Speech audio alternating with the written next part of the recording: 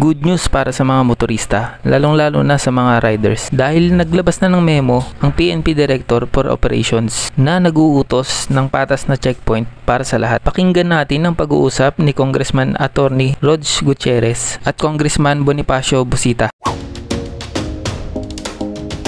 Good afternoon. Good afternoon. Salamat. At na-tsempohan kita kahapon nang alam ko nasa Bicol ka. Pero nung tumawag ako, nasan ka? Sakto on the way na po dito. Alam mo naman tayo dito sa Kongreso, kahit na recess, patuloy pa rin, may mga hearings. So, sakto rin po. So, nung nag-request ako sa'yo, yung appearance mo ngayon, syempre, matik na yan. para magbigay tayo ng update sa ating mga kapatid na riders at hindi lang sa kanila, sa mga motorista. Naalala mo ba nung bagong upo tayo? Ano yung mainit na issue? Of course, naalala natin, discrimination po. Palagi na yung pinag-uusapan. Actually, nabanggit nyo nga, pagkaupo natin, 2022, naalala ko, every time na may hearing, every time na may meeting with the PNP, nabibring up po natin itong checkpoint na to. At palagi nilang nasasabi, meron silang rules of procedure na sinusunod. Yes, but the problem is, pag papansinin mo, yung mga riders lang ang sinisita at hinuhuli. At tayo naman, hindi naman tayo konsinti doon. Okay lang hulihin yung riders as long as na may violation. Ang kino-question natin at pinaniniwalaan nating tama ang riding community, bakit nga ba riders lang yung sinisita at hinuhuli? And naalala mo nga yan, paulit-ulit tayong nakikipag-usap sa mga representatives ng PNP every time na may hearings sa Kongreso.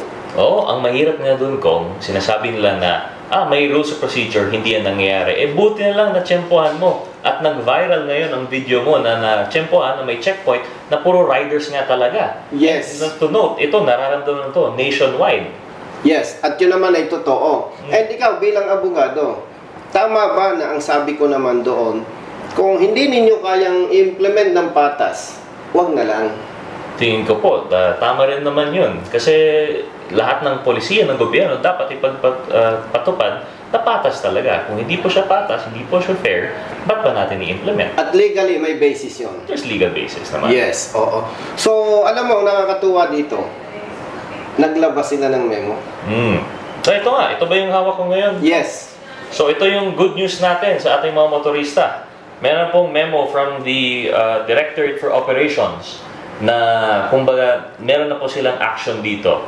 And it is in reference, yun nga, yung sinabi po natin, merong revised PNP Operation Procedures Manual of 2021. And dated? And ang date po nito, June 22, 2024. So, alam po natin ito ay action talaga. At ang good news po sa atin is, may required na action taken po lahat ng mga police units. Yes. In other words, kung mayroon pang police stations, personnel, na mag-conduct ng checkpoint, na parang nade-discriminate yung mga riders, basically, mas madali nating makukwestiyon.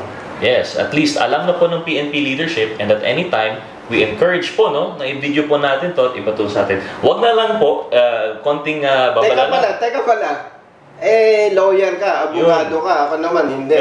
Ang kaibahan lang natin, may experience ako sa enforcement. Gusto ko lang linawin na Kong Rods, Attorney Rods, kung yung motorista, hindi nila nagugustuhan yung nangyayaring operation, may paglabag ba sila kung mag-take ng video or picture? Well, ito po yung kagandahan po dito. Walang problema po. There is nothing stopping you po. Pwede po tayo mag-video ng checkpoint kasi public place po yan. And in the name of public service. Huwag lang po natin i-post yan in furthering yung para sa mga makatakas yung lawless elements. Kumbaga, ito, may checkpoint dito, warning sa lahat. So, yun, pwedeng obstruction. Pero, kung kapag tayo ay nagbi-video at itatapon po, idudulog po natin ito sa appropriate agencies, for example, sa opisina po natin dito sa Kongreso, pwede po yun. Or sa DILG. Or sa DILG. Or sa PNP. Yes. So, in other words, walang batas na nagbabawal na mag-video ka. Ang hindi lang maganda, mag-shoutout ka, i-post mo na parang nagwa-warning ka sa lawless elements. Yeah. Pero kung ang purpose mo lang ay gamiting ebidensya para idulog sa concerned office sa atin or sa DILG, walang violation. Yes, pag lalong-lalong nakikita at naramdaman po natin na ito ay diskriminasyon o hindi po sumusunod sa kanilang manual of operations, pwede po yun. So, idagdag ko lang, no? At alam mo naman, more than bago tayo nag-join, no? Dito sa One Rider Party List. Dati ako nasa active service more than 30 years. At alam mo mabigat na challenge dito. Kapag hindi sununod ng police station personnel or ng chief of police, malaking factor yan. Why? Hindi ang iniinsulto nila ay ang riding community. Ang iniinsulto nila, PNP leadership. Yes, malaking insulto yan na kapag hindi nila sinusunod, binabaliwala nila ang kautusan ng Chief PNP.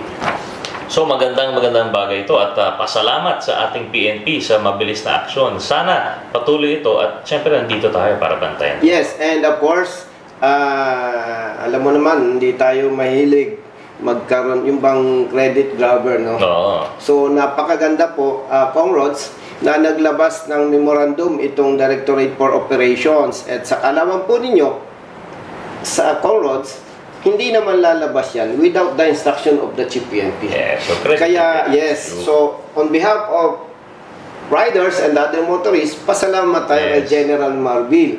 No? And so, paano yan? After this, hiwa-hilayin muna tayo. Sabi nga natin kung patuloy yung trabaho dito kahit na recess. Meron pa tayo sa Thursday. Meron po tayong hearing on ito po, yung ating inquiry. Teka muna, kailan yan? Anong issue? Sa Thursday on Boss Ironman. Mukhang nakatulog ako doon Paano makatulog? Kung tayo yung nag-file nun. Hindi. Oo nga, the problem is, di ba, recess tayo. Hindi ko na-expect na mapa-schedule ngayon yan. Pero Thursday yan. Thursday na po ito. So, pasalamat syempre tayo sa leadership and with their chairman sa Transpo. At least tuloy na po ito. Matagal nung sinasabi ng iba, parang tinatago daw po ito malayo po yun sa katotohanan. Alam mo, ito, prangkahan tayo Pag sensitive ka, masaktan ka. Active ako sa social media. Ang nababasa ko, yan daw si One Rider Party List. Tayo. Deadma lang. Kasi, ang Boss Ironman, ang mga nasa likod nito, mga big bikers. Pati participants. Alam naman ng publiko, big bikers tayo. So, parang deadma, hindi nila alam, meron na tayong ginawang resolution. May privilege speech ka pa. Yes. And, ang nakakatuwa, alam mo, kaya hindi ako nagko-comment noon, sa dami ng trabaho ng Kongreso, hindi tayo pwedeng mag-commit. Naiimbestigahan namin yan. And kaya nga, nabanggit mo na rin kanina, nakakatuwa na nagbigay na instruction ang House Leadership, Honorable Speaker Martin Romualdez, na kahit naka-recess tayo, pwedeng mag-conduct ng investigation in aid of legislation. Kaya dapat alam na ating mga kababayan na ito po ay may basbas ng ating Speaker, Martin Romualdez. At pwede na tayong magsabi sa kanila na bantayan nila tayo sa investigation, sa hearing. And actually, magiging live po yun. So, we invite po yung ating mga motorista at mga kababayan na interesado po dito na manood po ng hearing. At dahil Facebook Live po yan, pwede rin po kayo mag-comment para kung may mga issues and topics na di natin na-address, our staff is monitoring, ma-take up pa natin. Yes, at gusto natin sabihin sa ating mga kapatid na motorista, hindi naman ibig sabihin ito ay magiging bias tayo. I-address natin yung issue na dapat maiwasan yung aksidente at pagkamatay ng mga kapwa natin motorista. Kaya, so, magkikita ulit tayo sa Webes. Yes, sa Thursday, tuloy yung trabaho. And tingnan natin kung saan papunta po itong inquiry in aid of legislation 10 natin. o'clock. 10 o'clock on Thursday. So, sa mga kapatid nating riders and other motorists, bantayan po ninyo, panoorin po ninyo. At gusto rin po namin na masaksihan ni Honorable Congressman Rods Gutierrez yung law ng investigation para makita nyo na hindi naman tayo bias, talagang public interest. At to be honest with our kapwa riders, may mga kaibigan po kami noon, pero ang formula po namin ni Kong Rods, kung public service ang pag-uusapan, yung kaibigan, barkada, medyo iset aside muna, no? At yun naman ang gusto ko sa'yo, no? Marunong naman tayo, dapat maging patas. And basta tama, kampi-kampi. Yun yung palagi natin na sinasabi, di ba? Okay, nabanggit ni Kong Rods. Yun lagi po ang ating pamantayan, ano, mga kapatid na riders. Kami po nitong aking partner, attorney, Kong Rods Gutierrez, ay lagi po kaming available para sa inyo. Isa lamang po ang ating pamantayan, ano? Basta tama? Basta tama, kampi-kampi tayo. Kampi-kampi tayo. Yun lamang po. Maraming salamat. And again, brother, partner, boss, amo. Lahat-lahat na. See you sa Thursday. See you sa Thursday. See you everyone Thursday.